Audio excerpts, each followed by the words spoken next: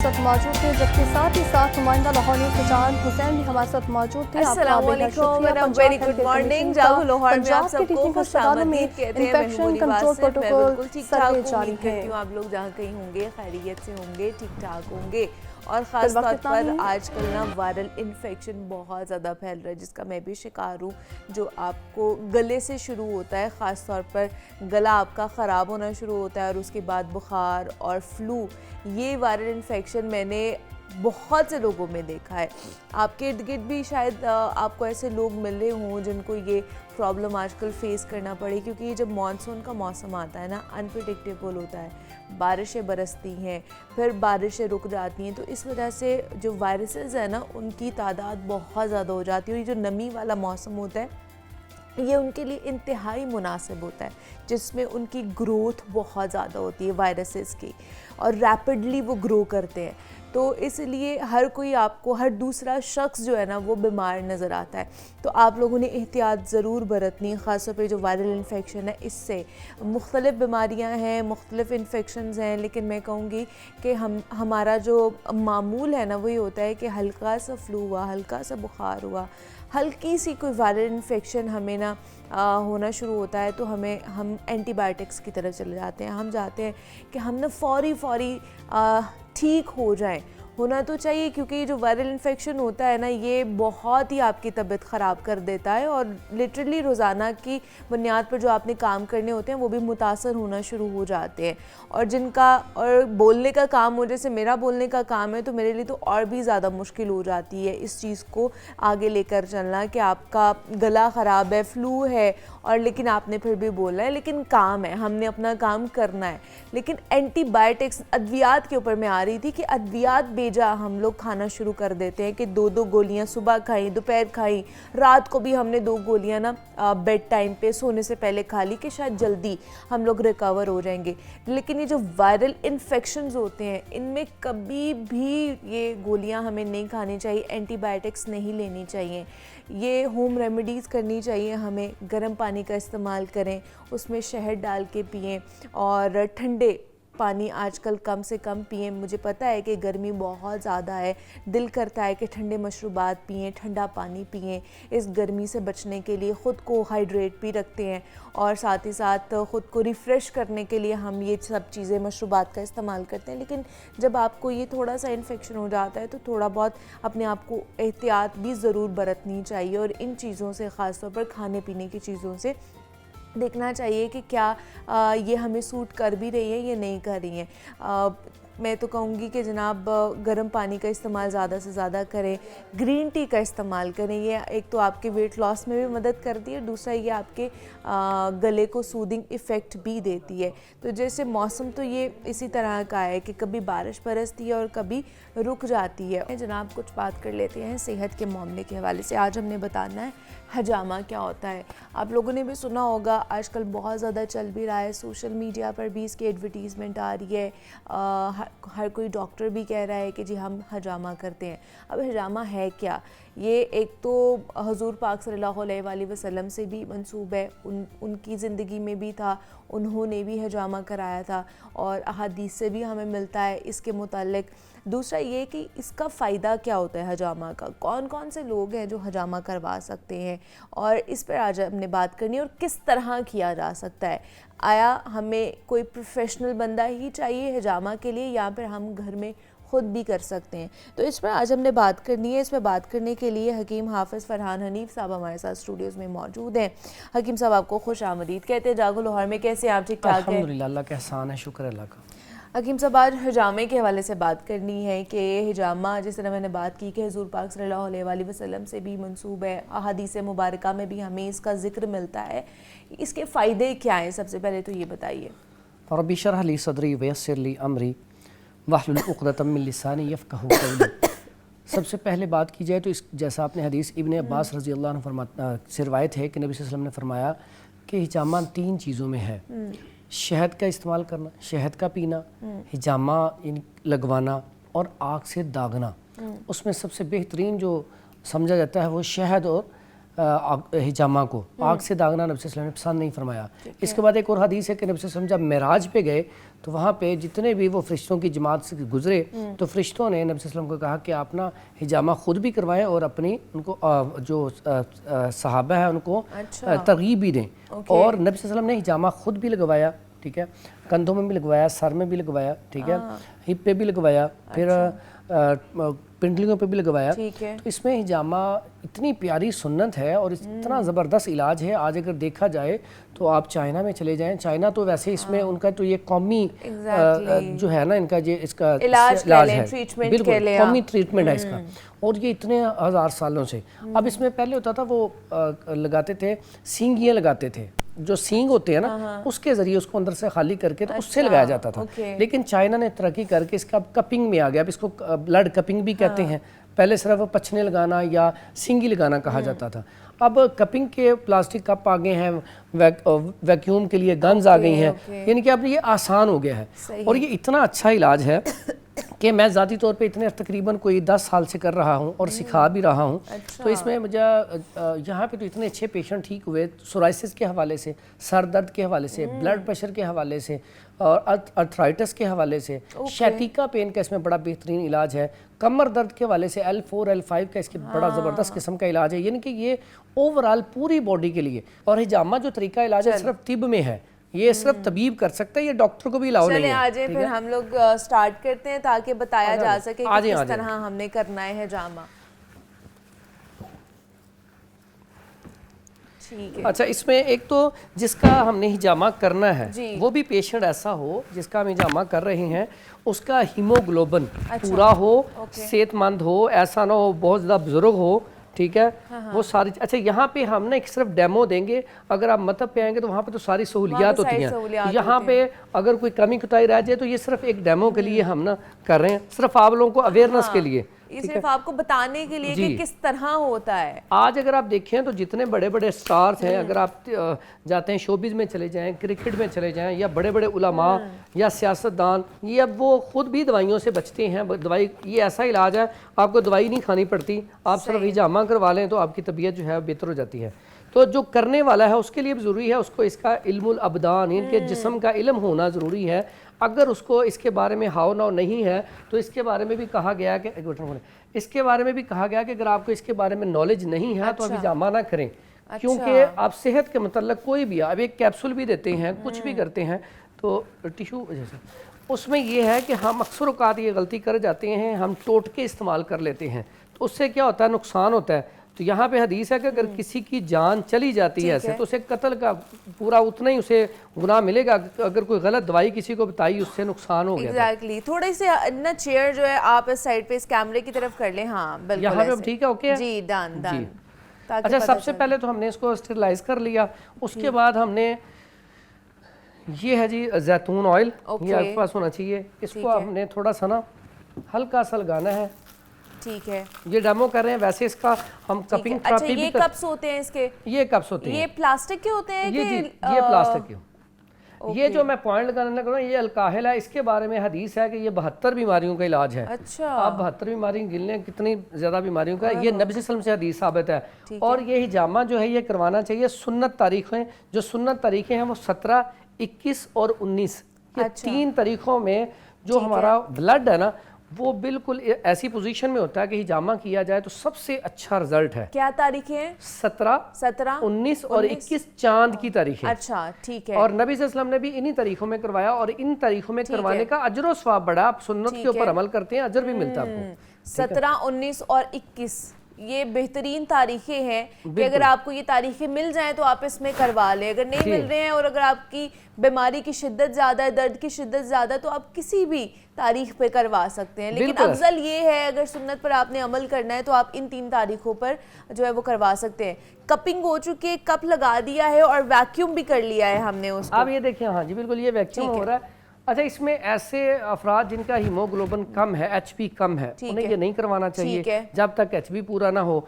और हामला खवातीन जो है उन्हें भी चाहिए स्टार्टिंग मंथ में ना करवाएं। उसके अलावा ऐसे पेशेंट जो ब्लड थिनर टैबलेट इस्तेमाल कर रहे हैं उन्हें भी नहीं करवाना चाहिए। और ज़्यादा एजड जो हैं या छोटे बच्चे उनको भी नहीं करवाना चाहिए। अच्छा। तो इसलिए ये सारी चीज़ें, बल्कि मैं समझता हूँ कि अगर आपको थोड़ा सा भी डाउट है तो आप पहले रिपोर्ट करवा लें, हीमोग्लोबिन चेक करके फिर किया जाए। इसी तरह इसके फ़वाइद में मैंने आपको पहले भी बताया। अब ये वाले सिर्फ पॉइंट लगाने से बंदा थोड़ा सा रिलैक्स हो जाता है फौरी तौर पे। मैंने देखा कि कई पेशेंट ऐसे आए हैं लिवर जो है उनका बहुत ज़्यादा फैटी हो चुका है, लेकिन सिर्फ हिजामा 1-2 सेशन के बाद अल्हम्दुलिल्लाह बिल्कुल ठीक हो गए। तो इसमें सोराइसिस इतना जो मर्द है पूरा का पूरा जिस्म आपका स्किन का, उसका बड़ा ज़बरदस्त ट्रीटमेंट है। ओके, ठीक है। नहीं तो ये फिर जैसे अगर आपने लिवर की बात की है तो अगर लिवर के लिए कराना है तो वो क्या उसकी डिफरेंट जगह होंगी? यस, ये क्या आपका होगा सवाल है ये कि जरा बता दें थोड़ा सा।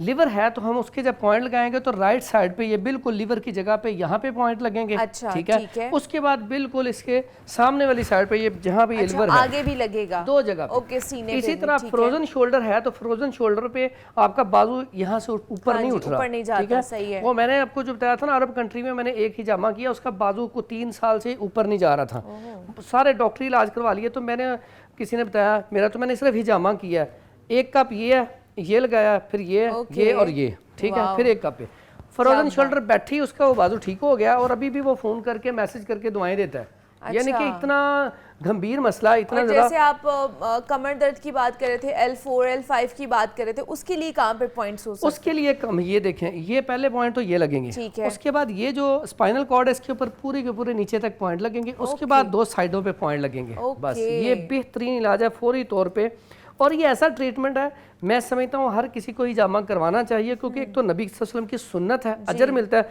दूसरा फौरी ट्रीटमेंट है। इसमें आपकी जल्दी बीमारियां, फोड़े, पिंसियां हैं, खारिश है, चंबल है, किसी भी मामले में फौरी तौर पे औरतों के मसाइल हैं उसमें भी ये बड़ा बेहतरीन। उसके बाद जिसने हिजामा करना है उसे भी चाहिए कि वुजू की हालत में हो और दुरूद शरीफ पढ़ता रहे। और जो करवा रहा है उसे चाहिए कि दुरूद शरीफ पढ़ता रहे, जितनी देर तक वो हिजामा करवा रहा है दुरूद इब्राहिमी कसरत से पढ़े, और हिजामा करवाने के बाद कुछ भी चीज़ सदका कर दे, ठीक है, तो वो जाके हल्के नीम गर्म पानी से नहा ले। 24 घंटे तक इसको साबुन नहीं लगना चाहिए। उसके बाद आप साबुन से नहा सकते हैं, ठीक है। और ये मैं उतारता हूँ, इसके उतारने के बाद इसके ऊपर ना कुछ लोग कहते हैं ये कितनी देर तक जो है ये निशान चले जाते हैं, ठीक है। इसमें ये कोई ज़्यादा टाइम नहीं लेते, अक्सर औकात लोग चेहरे पे करवा के जाते हैं और वो जुम्मे वाले दिन करवाते हैं, पीर को उन्होंने काम पे जाना होता है तो वो तकरीबन ठीक हो जाता है। अच्छा, फेस पे भी होता है हिजामा? बहुत ज़्यादा लोग फेस पे करवाते हैं दानों के लिए। ओके, ये देखिए, इसका तो मैंने माइनर किया, अभी से कट गायब हो गए, ठीक है। अदरवाइज जो है इसके कट कोई मुश्किल नहीं है, ठीक है। आप इसको अगर वो करेंगे ना, एक शहद या जैतून ऑयल अभी मैं आपके सामने लगाऊंगा, 2 से 3 दिन बाद अगर कट हो भी तो वो ख़त्म हो जाते हैं, ठीक है।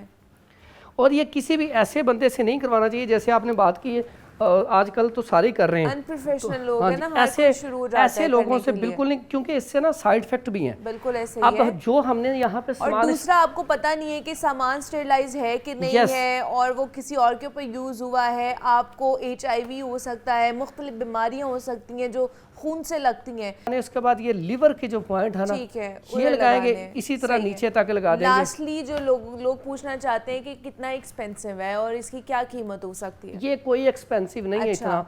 इसका होता है, अगर बाजू का तो होता है 2000 रुपये या 4000 रुपये या 6000 रुपये, इस तरह वो पूरे हिजामा के पॉइंट, ठीक है ना, एक सेशन के होते हैं। बाजू का कई जगह पे होता है 200 रुपये पर पॉइंट होता है या 300 रुपये पर पॉइंट होता है, ये इतना कॉस्टली नहीं है। हाँ, ये है कि करने वाला कौन है, वो उसने उस चीज के पैसे लेने हैं, वो कितना एक्सपर्ट है। सही है। तो आम लोग तो बड़ा सस्ता भी कर देते हैं, लेकिन वो फिर एक्सपर्ट नहीं होते।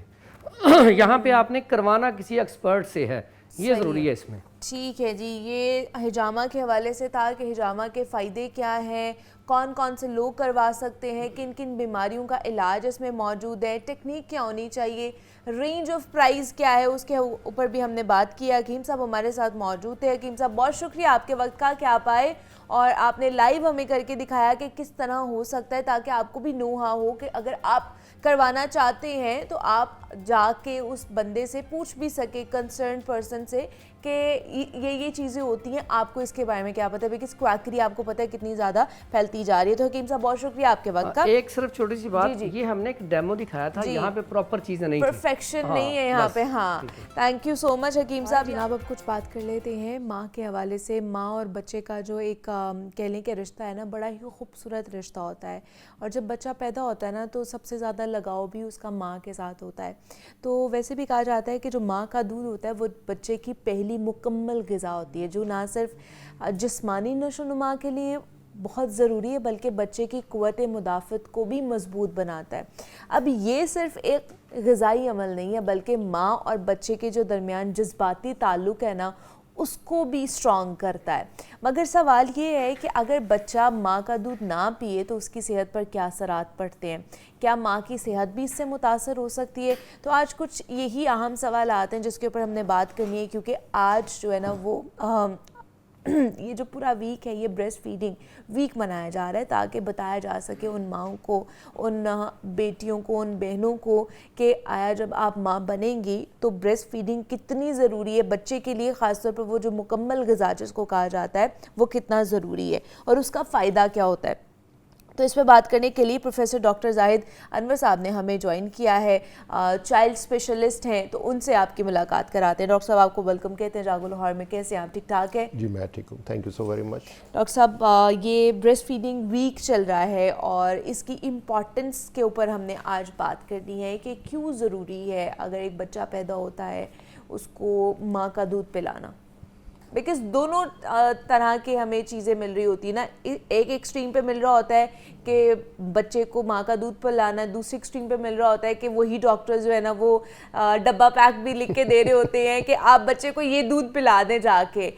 तो ये दोनों चीज़ें साथ ही साथ चल रही होती हैं, तो इसलिए हमने सोचा कि इसके ऊपर बात की जाए कि होना क्या चाहिए।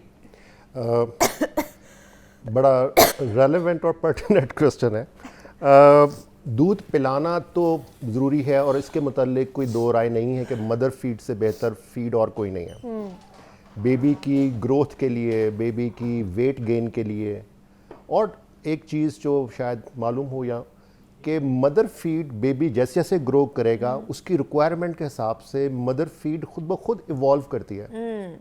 प्रीटर्म बच्चा होगा, शुरू में प्रोटीन ज़्यादा होंगी, जैसे जैसे उसकी ग्रोथ होगी तो मदर मिल्क में फ़ैट कंटेंट खुद ब खुद बढ़ना शुरू हो जाता है। तो वो नेचर ने बहुत अच्छा बैलेंस और बहुत अच्छा उसको रखा हुआ है। फिर बच्चे के लिए जो आपकी हैं डिजीज़, क्योंकि शुरू में मदर फीड में वो एंटीबॉडीज़ और वो इम्यूनोग्लोबुलिन्स आती हैं जो बच्चे को डिजीज़ होने से बचाती हैं, ख़ास तौर पर अपर रेस्पिरेटरी ट्रैक इन्फेक्शंस, खांसी ज़ुकाम वगैरह जैसे हो गया डायरिया, लूज मोशंस, इन्फेक्शंस, ये सब चीज़ें वो बच्चे जिसका अपना डिफेंस सिस्टम अभी नहीं है, so mother continues to provide protective cells, protective antibodies to the baby through mother feed. And that's an excellent and what's required. और ये कोई इसका मुकाबला नहीं है। फिर जो ब्रेस्ट फीडिंग मदर्स हैं और बेबीज़ हैं, they have strong emotional bonds.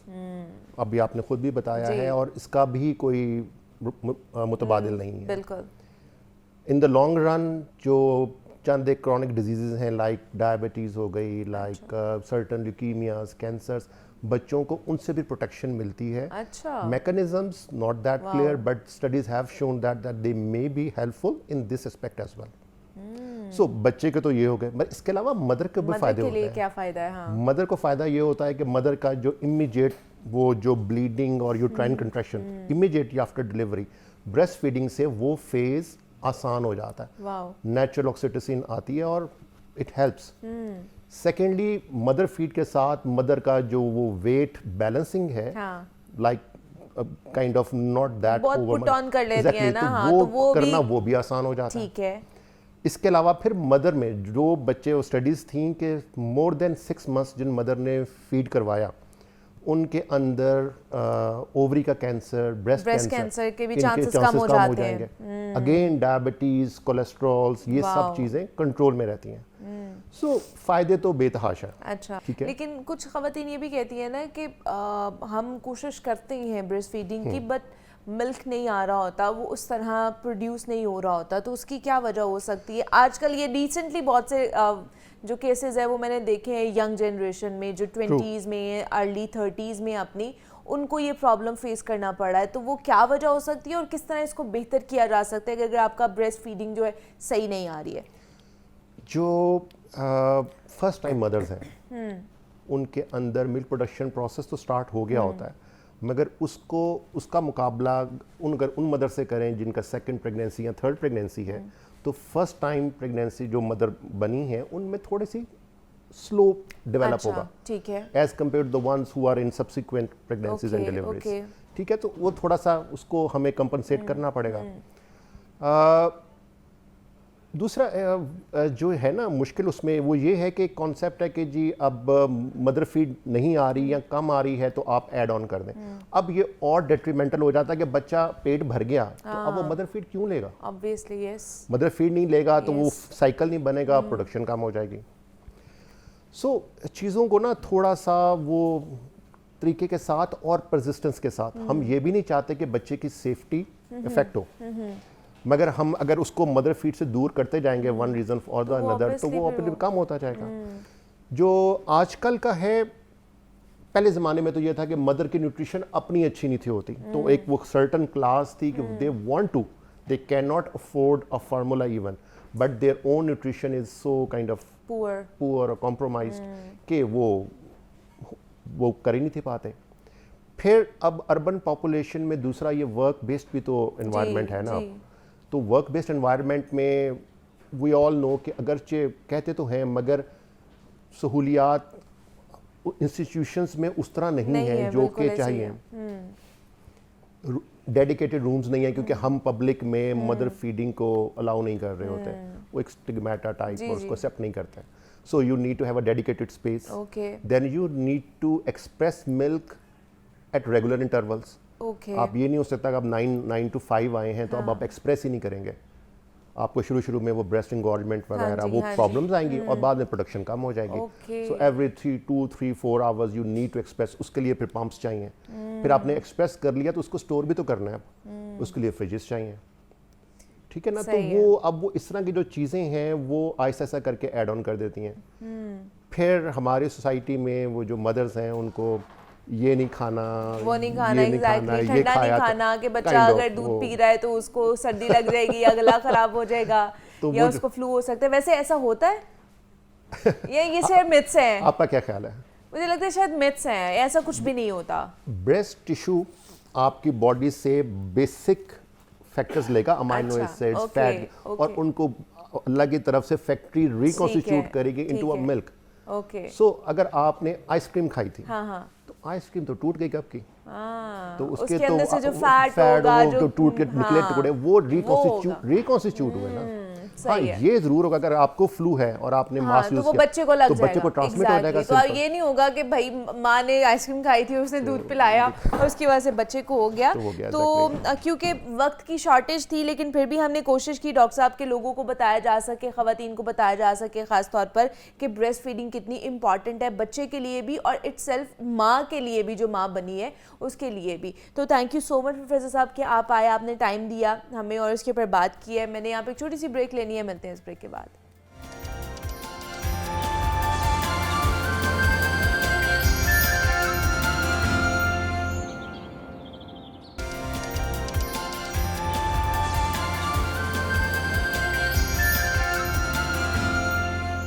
Welcome back to जागो लाहौर। जनाब, पाकिस्तान समेत दुनिया भर में कश्मीरियों से इजहार यकजहती के लिए 5 अगस्त यानी आज यौम इस्तेहसाल कश्मीर मनाया जा रहा है और जिसका मकसद मोदी सरकार की जानिब से जम्मू कश्मीर पर कब्ज़े की मजम्मत करना है।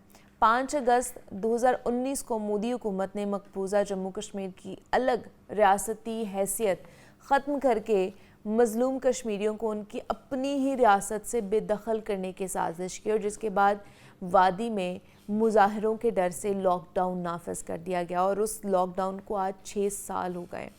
कश्मीर मीडिया सर्विस के दादोशुमार के मुताबिक आपको बताएं तो भारतीय फौजियों ने 5 अगस्त 2019 के भारत के गैर कानूनी इक़दामात के बाद 1025 से ज़ायद कश्मीरियों को शहीद किया, जबकि 28,561 शहरियों को गिरफ्तार किया गया है।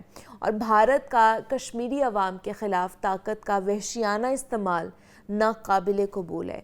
तो आज इसी के ऊपर हम बात करेंगे आज के सेगमेंट में, इसके मुतालिक कि हम भारतीय मुजालिम के ख़िलाफ़ आलमी सतह पर जो मज़लूम कश्मीरी हैं उनके लिए आवाज़ कैसे उठा सकते हैं, कौन कौन से फोरम्स हैं हमारे पास जहाँ पर हम जाके उनकी वकालत कर सकते हैं और करनी चाहिए, किस तरह करनी चाहिए। इस पर बात करनी है। हमारे साथ प्रोफेसर डॉक्टर फरजाना अरशद मौजूद हैं, एजुकेशनिस्ट हैं, पॉलिटिकल एनालिस्ट हैं, उनसे आपकी मुलाकात कराते हैं। डॉक्टर फरजाना, आपको वेलकम कहते हैं जागो लाहौर में। कैसी हैं आप? ठीक ठाक हैं? मैं बिल्कुल ठीक हूँ, आप कैसे हैं? मैं भी बिल्कुल ठीक ठाक। डॉक्टर फरजाना, आज 5 जो अगस्त है, कश्मीर सॉलिडारिटी डे आज मनाया जाता है।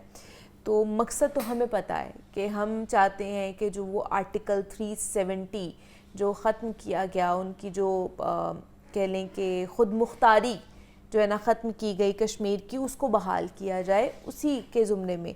लेकिन आपको क्या लगता है कि कौन कौन से, मैं यहाँ से स्टार्ट करूँगी कि हम क्या कश्मीर की वकालत सही तरीके से कर पा रहे हैं दुनिया के सामने? मेरा ख्याल ये है कि अभी इसमें बहुत इम्प्रूवमेंट की भी ज़रूरत है, अगरचे हम कर रहे हैं। आई मीन ये वकालत जो है ये 1947 से ही चल रही है, जिस तरह से आपको पता है कि इंडिया ने उसको बाय फोर्स ऑक्युपाई कर लिया था कश्मीर के ऊपर। और कश्मीर का मुकदमा जो है, मुझे एक वो एलिस्टर लैम की एक बुक है वो याद आ रही है, कश्मीर ए डिस्प्यूटेड लेगेसी। तो उसके अंदर वो लिखते हैं कि जो देखें जिन्होंने रिसर्च की है ना वो कश्मीर के मुकदमे को समझते हैं। बिल्कुल। उसके अंदर वो लिखते हैं कि कश्मीर के ऊपर इंडिया का स्टांस जो है वो एक बदमाशाना रवैया है, यानी कि एक ऐसा रवैया है जिसको इंटरनेशनल कम्युनिटी को उसको डिकन्स्ट्रक्ट करना चाहिए। बट अनफॉर्चुनेटली हमने देखा है कि ओवर द ईयर्स और over the decades India, because दुनिया जो है ना वो इकोनॉमिक कंसर्न्स के साथ एक जो लेंस है उसके ज़रिए से मुल्कों को देखते हैं। India being a bigger country, उनका इकोनॉमिक वेटेज समझ ले दुनिया की नज़र में, बिग पावर्स की नज़र में, या डिसाइसिव वो ममालिक जो डिसाइसिव रोल प्ले करते हैं इंटरनेशनल फोरम्स के ऊपर, उनके सामने ज़्यादा रहा है। मतलब for example give and take की दुनिया है, हम समझते हैं कि लोगों के ट्रेड लिंक्स जो हैं वो ताल्लुकात को डिफाइन करते हैं। देखिए, there is no idealism in international relations, there is no idealism in foreign policy, everything based on realism. तो रियलिज्म का तकाजा ये है कि आपको इकोनॉमिक बेनिफिट्स जिन मुल्कों से मिलते हैं उनके साथ आप लेन देन ज़्यादा रखते हैं। तो इंडिया का जहाँ तक ताल्लुक है और उसके हवाले से पाकिस्तान ने कितना इशू को प्रेपोगेट किया है, आई थिंक ये एक ऐसी चीज़ है जिसके ऊपर मुसलसल हमें बात करने की ज़रूरत है।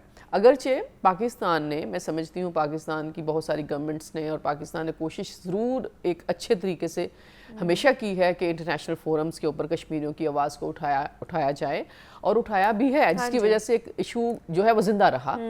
लेकिन इंडिया को इंटरनेशनल कम्युनिटी और ना यूनाइटेड नेशंस ने फोर्स कभी नहीं किया कि वो एक उसके कि क्या वजह है कि यूनाइटेड नेशन जहाँ पर दुनिया के लोग वहाँ पर ममालिक हैं, बड़े बड़े ममालिक वहाँ पर मौजूद हैं, रिप्रेजेंटेशंस हैं, क्या वजह है कि यूनाइटेड नेशन भी या वो इसको जो है रुकवा नहीं पा रहे हैं, खासतौर पर इस डिस्प्यूट को? क्या वजह लगती है आपको? मैंने जिस तरह सर्च किया ना कि एक तो यूनाइटेड नेशंस जो है इसका रोल सिर्फ एक सॉर्ट ऑफ एडवाइजरी रोल हमने देखा है, because they don't have the military power.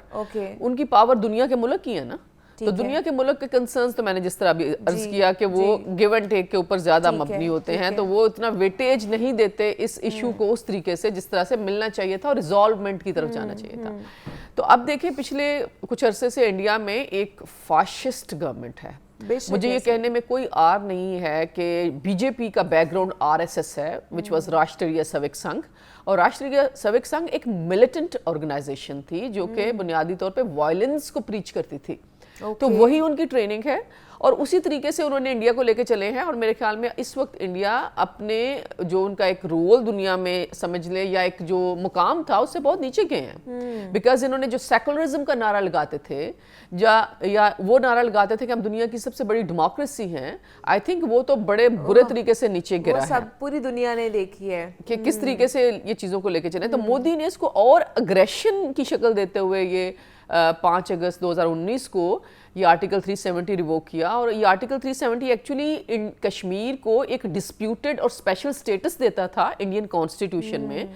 और मैं थोड़ा सा एक्सप्लेन कर दूं कि इसके आर्टिकल के अकॉर्डिंगली, बिकॉज स्पेशल स्टेटस जो कश्मीरियों को हासिल था, जो नॉन कश्मीरीज थे वो कश्मीर के अंदर जाके उस तरह से जायदादें बड़ी ज़मीनें खरीद के हाई राइज या कोई उस तरह से यानी कि नहीं कर सकते थे, बिकॉज उसको एक एथनिक क्लिनजिंग के मानों में लिया जा सकता था। ठीक है। लेकिन अब ये स्टेटस ख़त्म करने का बुनियादी मकसद ही सिर्फ ये था कि बाकी बड़े बड़े जो बॉम्बे दिल्ली से जो बड़े बड़े अमीर लोग हैं वो वहाँ जाके अपनी ज़मीनें खरीदें। वही मैं यही बात कर रही हूँ कि कश्मीरियों को रिप्लेसमेंट जो है वो किस्म की शुरू कर दी गई, और ग्रेजुअली इससे होता क्या है, अगले 10-15 सालों में उनका स्टांस ये होगा कि वहाँ पे तो दूसरी कम्युनिटीज ज़्यादा हैं, और कश्मीरी ओरिजिनल जो एक Muslim population, Muslim dominated area है, उसकी replacement. In other words that is called ethnic cleansing, जो कि जिसके मुख्तलिफ टूल्स हैं। तो इन्होंने सबसे बड़ा टूल इसको ये समझा कि वो स्टेटस खत्म कर दिया जाए, ताकि वहाँ पे लोग जो हैं वो जाके बसें और आबादी बढ़ाएं, उसके ऊपर फिल्में बनाएं, लोगों को अट्रैक्शन दिलाएं, and people should replace the original population of Indian Kashmir, तो इंडियन ऑक्युपाइड कश्मीर। तो ये जो स्पेशल स्टेटस खत्म करना था, इसके हवाले से ही ये आज का दिन जो है वो पाकिस्तान में भी मनाया जा रहा है, पूरी दुनिया में कश्मीरी और पाकिस्तानी मना रहे हैं। तो मैं समझती हूँ आज तक की पूरी हिस्ट्री अगर आप इस डिस्प्यूट की देखते हैं, देखिए बीच में कुछ जम्मू का इलाका भी तो है ना, वहाँ पे दूसरी कम्युनिटीज़ भी हैं, तो ऑब्वियसली सारा कश्मीर तो इंडिया नहीं देगा नेगोशिएशन के जरिए से। लेकिन अगर पाकिस्तान को कुछ और एरिया मिल रहा है और उसको इंटरनेशनल बॉर्डर डिक्लेयर किया जा सके, जो कि आई थिंक ये सिर्फ बड़े स्ट्रॉन्ग बायलैटरल नेगोशिएशन के जरिए से मुमकिन है, क्योंकि बड़ी चीज़ें बीच में और हो गई।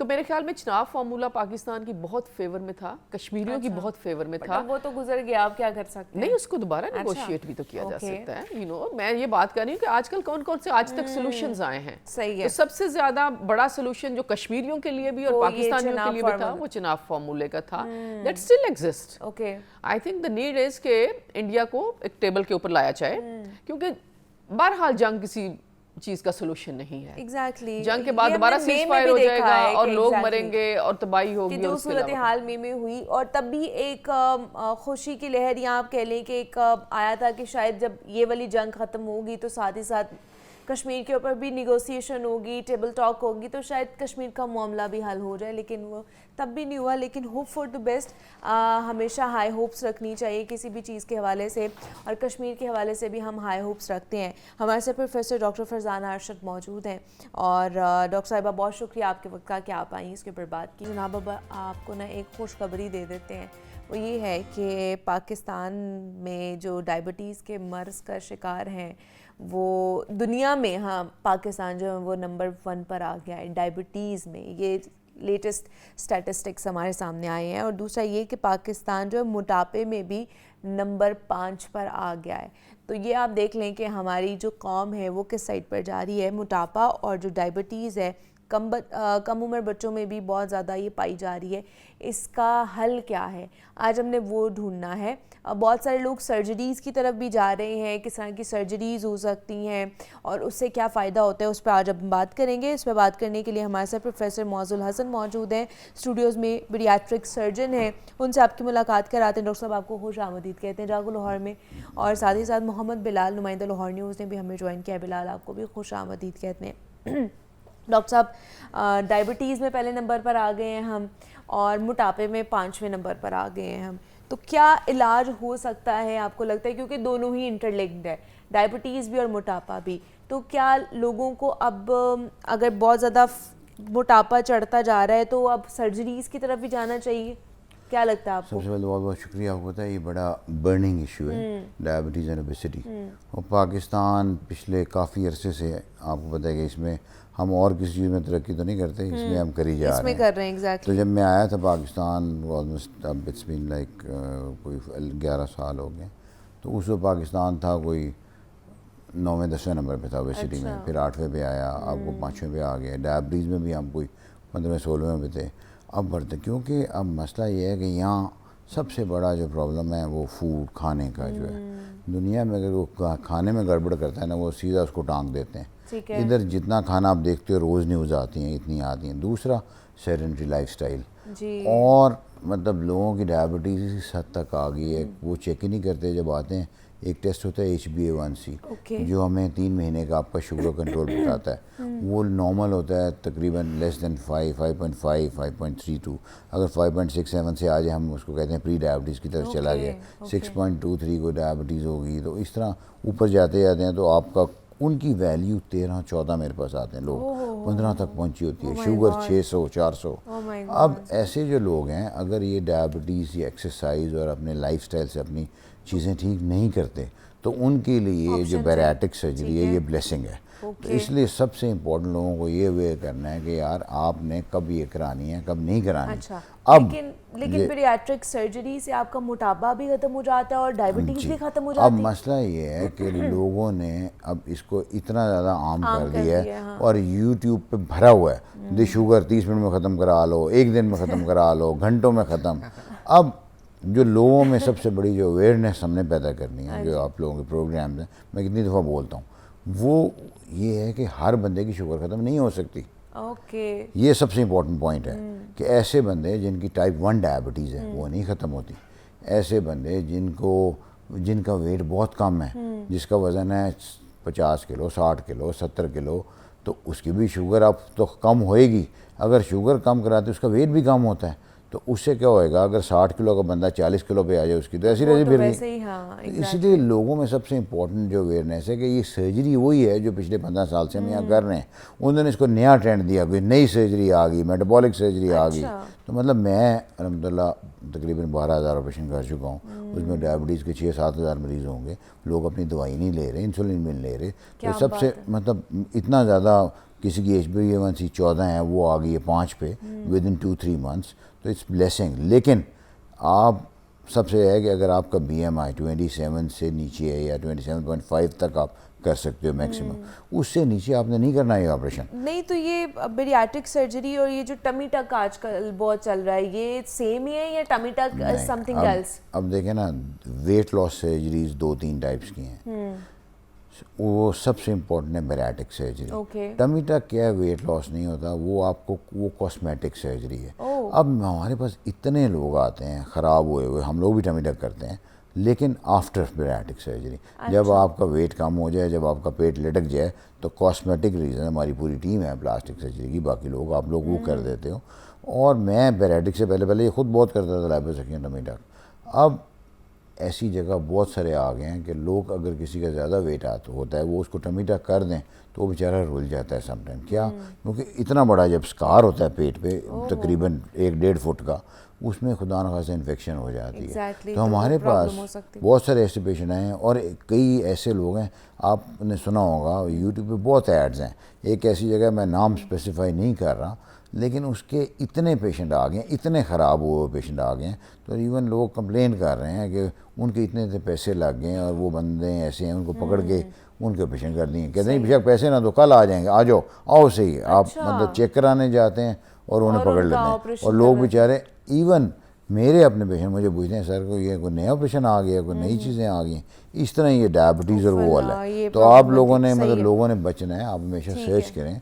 तो there are lot of other surgeons also. ज़रूरी नहीं है कि आप सर्च करके देखो कितना कोई एक्सपीरियंस बनता है, उसके पास जाओ, तो फिर आप जाके जाओ। लोग बस देखते हैं और आके बेड़ा गर्क करा के आ जाते हैं। कम लग रहे हैं वहाँ पे लोग जो है ज़्यादा जाने की कोशिश करते हैं, लेकिन वो ये नहीं देखते कि बाद में कॉम्प्लिकेशंस क्या हो सकती हैं।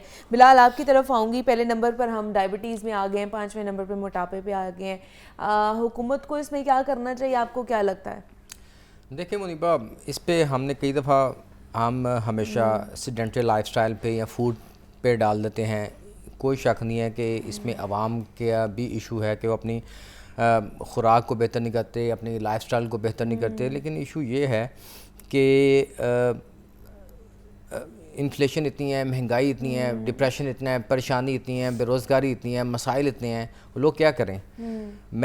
हम हमेशा क्रिटिसाइज़ अपनी पब्लिक को करते हैं, लेकिन इसमें इफ़ेक्ट गवर्नमेंट का भी है कि गवर्नमेंट को चाहिए कि इन लोगों के लिए आसानियाँ पैदा करें। अब जब ये चार्ट मेरे पास आया था जिसमें हम दुनिया में डायबिटीज़ में नंबर 1 पे आ गए थे, तो उसमें तकरीबन दुनिया में 60 करोड़ के करीब डायबिटीज़ के पेशेंट हैं, जिनमें से सिर्फ 4 करोड़ के करीब पाकिस्तान में है। और पाकिस्तान का तकरीबन हर चौथा जो बंदा है इसमें मुब्तला हो रहा है शुगर में। और चार्ट में मैं जब देख रहा था हम नंबर 1 पे हैं, तो मैं इंडिया को देख रहा था, वो तकरीबन 90 नंबर पे मुझे जाके मिला, जिसकी रेशो थी 9.6। हालांकि उसकी आबादी भी हमारे से ज़्यादा है, लेकिन मैं वही सोच रहा था कि यार क्या वजह, मैं डॉक्टर साहब से डिस्कस कर रहा था कि इतने क्या वजह आ सकती है कि हम कहते हैं कि हम तो बड़ी एक फ़िट किस्म के सख्त जान लोग हैं, फिर ये क्यों ऐसा जो ना ही हो रहा है। तो अल्टीमेटली कुछ सालों के अंदर ये रैपिड जो चेंज आ रहा है, उसकी वजह यही है कि हमारी जो बेरोज़गारी है वो बहुत ज़्यादा बढ़ गई है, महंगाई इतनी ज़्यादा आ गई है।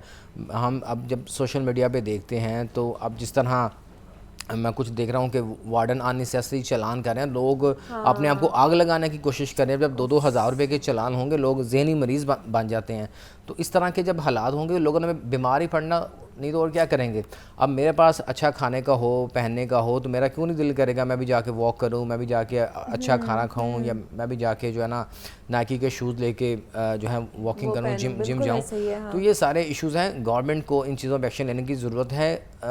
सबसे पहले रिलैक्सेशन दें आवाम को। बिजली की वजह से मोटापा होता है। देखें, जो टाइप 2 है, एक होती है बीमारी जो जेनेटिक्स के थ्रू आती है, उसको तो हम नहीं रोक सकते। डायबिटीज़ टाइप 2 भी है, ये भी सिर्फ इसी वजह से आती है, ये हमारे लाइफस्टाइल से, डिप्रेशन, टेंशन, ये तमाम बीमारियों की जो जड़ है डायबिटीज़ की, इसकी हाइपरटेंशन की, ये इनकी सबसे बड़ी वजह यही है, जो कि हमें, मुझे लगता है कि लोगों को गवर्नमेंट की तरफ से ही आ रही है। ये करना चाहिए। ये एक बात थी, एक पेशेंट को मैंने ऑपरेट किया, उसने कराची से ऑपरेट कराया। अच्छा। 200 किलो का था, 230-40 का। अच्छा। फिर बढ़ा लिया। मैंने उसको किया तो उस वक्त दोबारा रीड होगी तो वो आ गया कोई 110-120 पे, लेकिन वो खाता बहुत था। हमने स्लीव की थी, स्लीव में वेट अमाउंट बढ़ जाता है तो हम बाईपास करते हैं। वो आया, वो उस बंदे को पकड़ लिया एक बंदे ने जाके, और उसकी यूट्यूब पे ऐड लगा दी कि देखो जी देखो ये ऑपरेशन कराया था, फिर वेट बढ़ गया। मतलब और वो बंदा उसके बाद पहुंच गया। मतलब इतना ज़्यादा वो करते हैं कि लोग इतने मिसगाइड हो जाते हैं। आपके कह लें कि साइकोलॉजी जो है ना आपकी वही ख़राब कर देते हैं। अब प्रोफेसर मौज़ूल हसन हमारे साथ मौजूद थे और मोहम्मद बिलाल ने में ज्वाइन किया था। आप दोनों का बहुत शुक्रिया। ब्रेक लेते हैं, यहाँ पे मिलते हैं इस ब्रेक के बाद।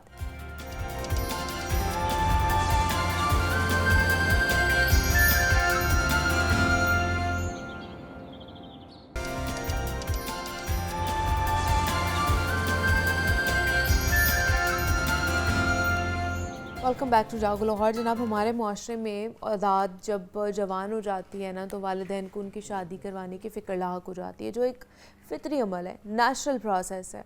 अक्सर देखा जाता है कि जब लड़के के वालिदैन शादी की बातचीत करते हैं ना, तो लड़के की पसंद या फिर उसकी नापसंद का ख़ास ख्याल रखते हैं कि कहीं लड़का हमारा नाराज़ ना हो जाए।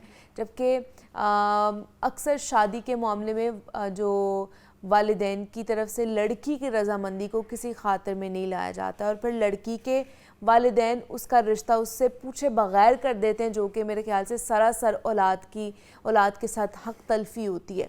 ज़बरदस्ती की शादी से एक तो माशरती, नफ्सियाती और कानूनी मसाइल जन्म लेते हैं, जो कि ख़तरनाक ज़्यादा हो सकते हैं।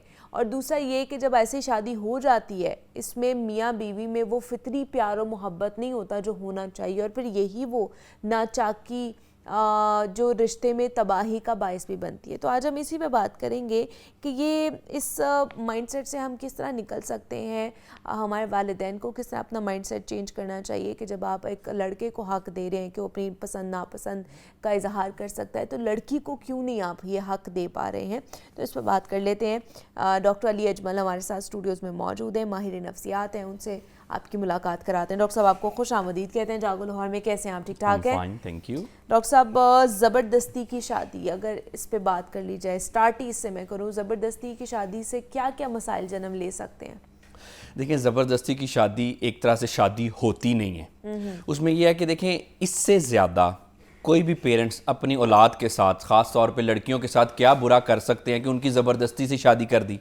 देखिए, जब हम ज़बरदस्ती की शादी की बात करते हैं ना, तो उसमें पसंद या नापसंद की शादी वो तो एक डिफरेंट बात है ना। चलें, बाज़ औक़ात ऐसा होता है पेरेंट्स अपनी मर्ज़ी से शादी करते हैं जो कि नापसंद की आम तौर पे होती है, लेकिन ज़बरदस्ती की शादी जो करना है, ये तो एक तरह से शादी होती नहीं है। और इसमें अगर किसी लड़की की ऐसी शादी कर दी जाए तो ऑब्वियसली उसको ज़हनी मसले स्टार्ट हो जाते हैं। बहुत सारी लड़कियां जो हैं वो शादी के कुछ सालों बाद इसलिए ज़हनी तौर पे इस हद तक बीमार हो जाती हैं कि वो अपने घर वगैरह नहीं देख सकती, क्योंकि उनकी शादी ज़बरदस्ती के साथ कर दी गई थी, उनसे पूछे बगैर वो नहीं करना चाहती थी या जहाँ पे नहीं करना चाहती थी वहाँ कर दी। उससे होता क्या है, फिर एक तो अपनी उनकी जहनी सेहत ख़राब होती है, दूसरा माशरे में बिगाड़ पैदा होता है। आमतौर पर अक्सर जी लड़कियों से पूछा नहीं जाता शादी करने से पहले, हालांकि पूछा जाना चाहिए। उसमें माशरे में मुख्तलिफ किस्म के मिथ हैं कि जी लड़कियों से हमने क्यों पूछना है, माँ बाप अच्छा समझते हैं। बिल्कुल इस चीज़ पे मैं एग्री करता हूँ कि माँ बाप को बहरहाल अपनी औलाद के लिए समझते तो अच्छा है, मैं बिल्कुल इसके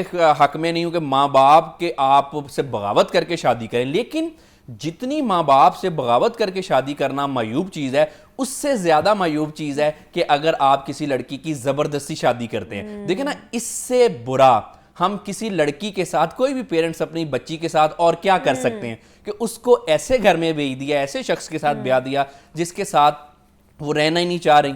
तो इससे ज़हनी व नफ्सियाती मसाइल तो जन्म लेते ही लेते हैं। उसके बाद क्या होता है, माशरे में बिगाड़ पैदा होता है, फिर पूरी फैमिली डिस्टर्ब होती है। आप देखें कि लड़कियां एडजस्ट नहीं कर पाती और जिसकी वजह से फिर उनके जो आने वाली नस्ल है वो भी खराब होती है। एक ना बड़ी एक मिथ हमारे मुनीबा बनी हुई है, अच्छा ये जो रिश्ते होते हैं ना, ये तो जी आसमानों पे बनते हैं, ये तो जी जहां पे होने होते हैं। मैं अक्सर कहता हूँ अच्छा तो फिर जो आजकल ये सेल के हिसाब से टूट रहे हैं, ये भी आसमानों पे ही टूटते होंगे। देखिए ना, तो ये जब हम कोई भी काम करते हैं, जब हम देखें कोई छोटी सी चीज़ है, अगर हमने कोई अपना ड्रेस खरीदना है या तो हम कितना उसको देखते हैं, पसंद है ना पसंद है, और कुछ नहीं, जूते खरीदने, छोटी छोटी लाइफ की चीजें। लेकिन जहां पे हम शादियों की बात आती है, पूरी जिंदगी आपने गुजारनी होती है, पूरा माशरे का ना एक ट्रेंड बन गया है कि जी कोई पूछने की क्या जरूरत है, हम बेहतर समझते हैं। क्या वजह लगती है आपको, ये क्या नफ्सियात है खास तौर पर कि बेटे को वो चीज़ करने की इजाज़त है और बेटी को वो चीज़ करने की इजाज़त नहीं है? ये डिस्क्रिमिनेशन क्यों है और ये माँ बाप की तरफ से ही है, क्यों? देखिए, ये बहरहाल एक डबल स्टैंडर्ड तो हमारे माशरे का है ना। जहाँ पे मैं आजकल के मर्दों के हकूक का बड़ा कायल हूँ, लेकिन उसमें बात यह है कि औरतों के हकूक जो हैं वो उससे एक हद से ज़्यादा हैं, ज़्यादा होने चाहिए।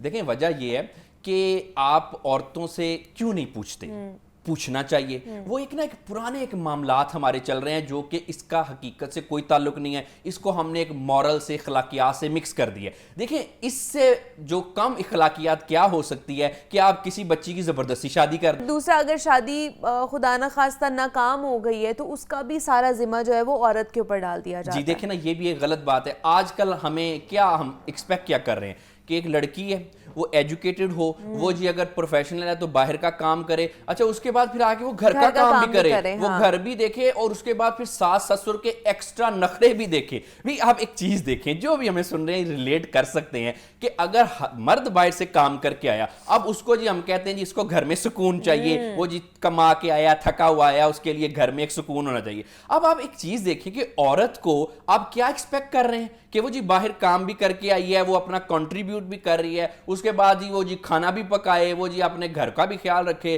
फिर आपकी फैमिली और एक्सटेंडेड फैमिली के नाजो नखरे भी उठाए। देखिए, ये ह्यूमनली कैसे पॉसिबल है? ये तो मुमकिन ही नहीं है, हो नहीं सकता। इसमें कहीं ना कहीं पे ये हमने इस तरह की एक्सपेक्टेशंस औरतों से लगा ली हैं जो कि मैं समझता हूँ गलत है, एक हद तक उनसे ज्यादती है। अच्छा, फिर उसमें कुछ और एक मसला ये भी है कि औरतों ने भी इस चीजों को इंटरनलाइज कर लिया, कुछ समझती हैं कि ठीक है। देखिए, एक चीज आप, मैं बात क्लियर करता चलूं, माँ बाप का जो फैसला होता है, क्योंकि उन्होंने उम्र गुजारी होती है, मैं इस चीज के हक में हूं कि मां बाप से बगावत आपको नहीं करनी चाहिए। हाँ। वो गलत नहीं एक तो करते, और उनसे गलती हो सकती है लेकिन वो आपके हक में गलत नहीं होती। हाँ।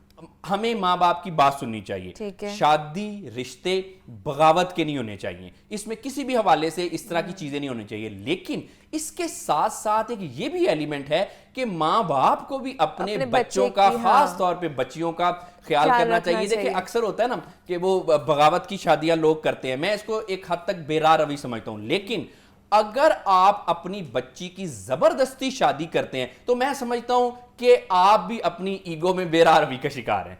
ऐसा हमें नहीं करना अपनी बच्चियों के साथ। और सिर्फ बच्चियों के साथ नहीं, ऐसे केसेस भी हमें मिलते हैं डॉक्टर अली के लड़कों के साथ भी किया जाता है कि ज़बरदस्ती शादी करा दी जाती है कि नहीं, चाचा की बेटी के साथ कर लो, पप्पो की बेटी के साथ कर लो, हमने बचपन से तुम्हारा रिश्ता जो उधर किया हुआ है। और इवन दो कि फिर उसके बाद बहुत सारे प्रॉब्लम्स उन्हें भी फेस करने पड़ते हैं, लड़कों को भी। जी बिल्कुल, ये आम घर घर की कहानी है कि जी मुझे तो पसंद मुझे तो कोई और पसंद थी, आपने इधर शादी कर दी मेरी। ये दोनों मामलात में इस तरह से होता है। अगेन लड़का हो या लड़की, ऑब्वियसली इंसान है ना, और आप उसकी जिंदगी का सबसे अहम फैसला करने जा रहे हैं। हाँ। कुछ सालों बाद आपने नहीं रहना, ये माँ बाप को सोचना चाहिए। कुछ सालों बाद आपने नहीं रहना।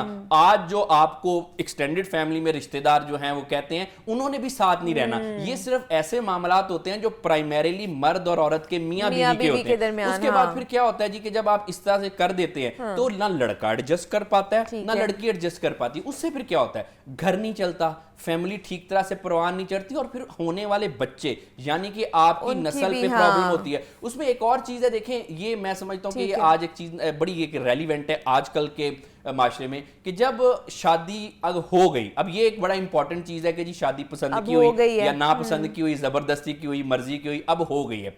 एक चीज देखें कि ये मैं समझता हूँ कि माशरे की इस्लाह इसमें होनी चाहिए कि जब एक दफा शादी आपकी हो जाए ना, तो कोशिश करें अब आप शादी को बचाएं। देखिए, अलैदगी जो है वो उसका हमारे पास हक होता है, लेकिन ऐसा नहीं है कि एक हक है तो उसको इस्तेमाल करना ही करना है, वो तो आपकी सेफ्टी के लिए है। एंड सॉरी टू से आजकल ना एक हमें थोड़ा सा हम प्रैक्टिकल रियलिटी से थोड़ा सा दूर हो गए हैं। मैं समझता हूँ कि जो सोशल मीडिया पे कुछ फिलोसफर्स है ना, वो आमतौर पे ऐसी चीजें कि नहीं नहीं छोड़ दो, ये नहीं, ऐसा नहीं करना। एक दफा जब आप रिश्ते में बंध गए हैं तो उसके बाद बचाने की कोशिश करें, चलाने की कोशिश करें। अगर आप नहीं चलाएंगे तो उसके बाद जो मामलात है ना, वो ज्यादातर देखा गया मुश्किल होते हैं। ठीक है जी, अगर आपका एक रिश्ता बन गया है तो उसको और बेहतर करने की कोशिश करें। जब तक आपको लगता है कि हो सकता है, अगर तब भी नहीं हो रहा है, दोनों साइडों से नहीं हो पा रहा है, तो तब आप अलैदगी इख्तियार कर सकते हैं। लेकिन ये खासतौर पर वालिदैन के लिए भी ये है कि एटलीस्ट जब आप लड़के से पूछ रहे हैं तो आप लड़की को भी ये इख्तियार दें कि आप उससे भी उसकी पसंद नापसंद पूछ लें, उसका फैसला जो है उसको करने का हक दें। डॉक्टर अली अजमल हमारे साथ मौजूद है। डॉक्टर साहब, बहुत शुक्रिया आपके वक्त का। और जनाब, कुछ सियासत के हवाले से बात कर लेते हैं, क्योंकि पाकिस्तान तहरीक इंसाफ का 5 अगस्त को एहतजाज का मामला है। आज 5 अगस्त है और उन्होंने कहा था कि आज के दिन हम पूरे मुल्क में जो है ना वो एहतजाज की कॉल देते हैं, मुल्क गिर एहतजाज होगा और मुल्क के कोने कोने से लोग जो है ना वो इस एहतजाज में शिरकत करेंगे। देखते हैं कि आज का दिन कैसा रहने वाला है। पीटीआई के लिए किस तरह की तैयारी की गई है, एहतजाज होगा नहीं होगा, क्योंकि गिरफ्तारियां भी शुरू हो चुकी हैं। तो क्या सूरत हाल है इस वक्त, उस पर बात कर लेते हैं। हमजा खुर्शीद हमारे साथ मौजूद हैं, नुमाइंदा लाहौर न्यूज़ हैं। हमजा, आपको वेलकम कहते हैं जागो लाहौर में। हमजा, 5 अगस्त आ चुकी है, एहतजाज का दिन आ चुका है। मुल्क गिर एहतजाज कहा था पीटीआई ने कि हम ऐलान करते हैं कि हम करने जा रहे हैं। क्या सूरत हाल है, तैयारियाँ मुकम्मल है पीटीआई के, एहतजाज होगा आज के नहीं? देखें मुनीबा, जो जिस तरीके से तहरीक को जो है शुरू किया गया था, अली अमीन गंडापुर लाहौर आए और उन्होंने बाकायदा जो है पंजाब से जो है वो तहरीक शुरू करने का ऐलान किया था। उसके बाद जो है वो तहरीक पिछली तहरीकों की तरह दम तोड़ती गई। आज पंजाब में जो ये सूरत हाल है कि तमाम तर जो MPAs हैं वो रैली निकालेंगे, और उसके अलावा जो गली कूचे और चौराहे हैं वहाँ पर छोटी छोटी रैलियाँ और एहतजाज जो हैं वो किए जाएंगे। तो जो बताया जा रहा था कि जी तहरीक जो है उसको बड़े मुनज़्ज़म तरीके से और बड़े बेहतर तरीके से जो चलाया जाएगा, हालात फिर वहीं पर पहुंचे जिसका हमने जिक्र किया था। आपसी फूट के बायस जो है आज भी पंजाब में कोई बड़ी रैली जो है अभी तक देखने में सामने नहीं आई।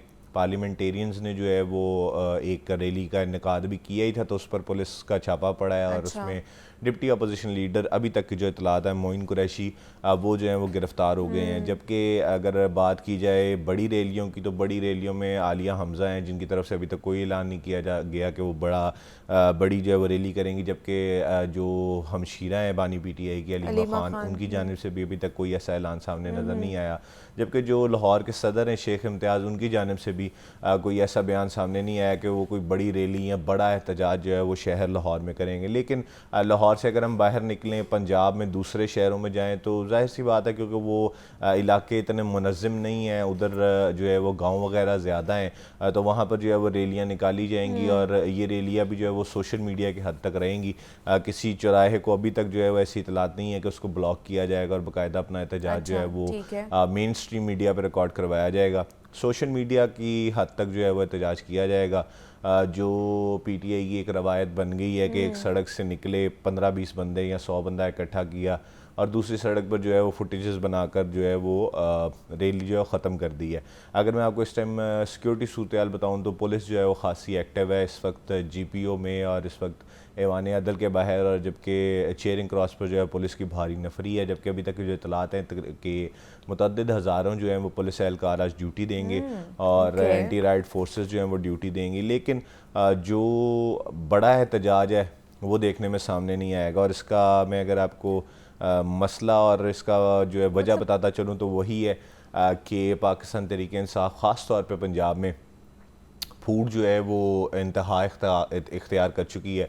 अपोजिशन लीडर आपके पास है नहीं, मलिक अहमद ख़ान बच्चर साहब जो है वो नाअहल हो चुके हैं।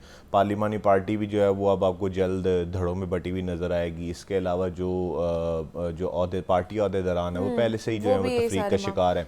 लेकिन ये तो जैसे उनकी हमशीरा है PTI के जो बानी हैं इमरान खान, उनकी हमशीरा अलीमा खान, उन्होंने लास्ट टाइम भी बोला कि हमें जो इमरान खान ने अंदर से ये डिक्टेट किया है, ये बोला है कि जी तहरीक चलेगी और मुल्कगीर एहतजाज होगा।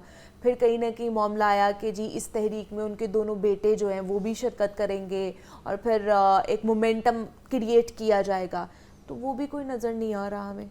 देखिए मुनीबा, इस वक्त जो पाकिस्तान तहरीक इंसाफ की जंग है ना, वो जंग है मरूसी सियासत और जो उनकी हकीकी सियासत है उसके दरमियान में, क्योंकि जो बानी PTI है उनका बयानिया शुरू से ये रहा है कि मरूसी सियासत जो है वो नहीं की जाएगी। तो जो पार्टी है वो ख़ुद जो है वो उनकी हमशीरा को नहीं मानती।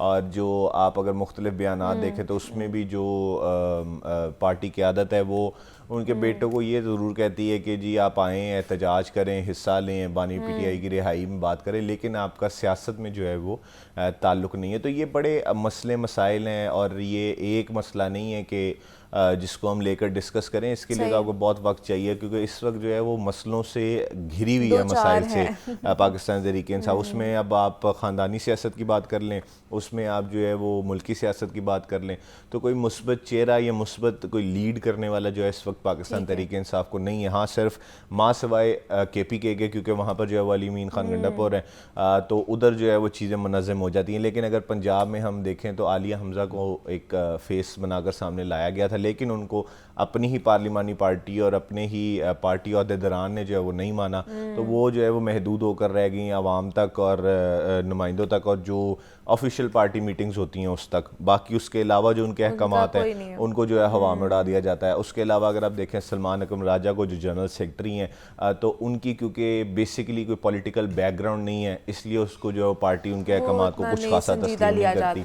ठीक है। और उसको जो है जब उनके अहकामात की बारी आती है तो उस पर वो कोई खासा एक्शन ले इस वजह से नहीं पाते क्योंकि उनकी पॉलिटिकल हिस्ट्री नहीं है।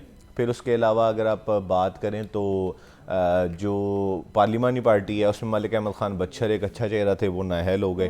अब जो आज अगर आप देखें तो जो पार्लियामेंटेरियंस हैं वो मेरा नहीं ख्याल कि कुछ ज़्यादा देर, क्योंकि हम ऐवान कवर करते हैं, हम सूरत-ए-हाल देखते हैं, मेरा नहीं ख्याल कि वो कुछ ज़्यादा देर इकट्ठे मिलकर चल सकेंगे। मलिक अहमद ख़ान बच्चर एक बड़ा मुस्बत चेहरा थे जो सबको इकट्ठे लेकर चल रहे थे। मतलब ये लोग बाहर भी मैदान में भी कमज़ोर है और ऐवान में भी कमज़ोर है। PTI की पोजीशन अगर देखी जाए तो जो सूरत हाल आप बता रहे हैं तो यही लग रही है। ठीक है, तो ये सारी सूरत हाल है जनाब के आज जो है ना वो मुल्कगीर का एहतजाज की कॉल दी गई है PTI की तरफ से, और सारी सूरत हाल है कि जनाब लाहौर में ख़ास तौर पर लिबर्टी के पास कंटेनर्स पहुंच चुके हैं। इसी तरह बाकी भी जगह हैं जहां पर पुलिस की नफरी भी तैनात है। तो देखते हैं कि आज का दिन जो है वो PTI के लिए कैसा गुजरता है, एहतजाज हो पाता है या नहीं हो पाता, यहाँ पे सिर्फ सोशल मीडिया पर ही उसकी तशहीर होगी। तो हमारे साथ हमज़ा खुर्शीद मौजूद थे, नुमाइंदा लाहौर न्यूज़ है। हमज़ा, बहुत शुक्रिया आपके वक्त का कि आप इस आए और इसके ऊपर बात की है। मुझे इजाज़त दीजिए, अपना बहुत सारा ख्याल रखिएगा। कल आपसे मुलाकात होगी, तब तक के लिए अल्लाह हाफ़िज़।